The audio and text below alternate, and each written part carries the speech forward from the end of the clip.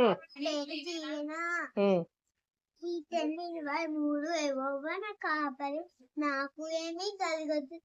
పచ్చిగల తోట ఆయన నన్ను పరిచయిస్తున్నాడు, శాంతిగా ఆయన నన్ను నడిపించి నా ప్రాణముకు ఆయన సేద తెచ్చుచున్నాడు. నా నామను బట్టి నీతి మార్గం నడుపుతున్నాడు. గాలంటకాలపు లోయలో నేను సంచరించు, నీవు నాకు తోడై నీ దుటికరే నీ దండం నన్ను ఆదరించు.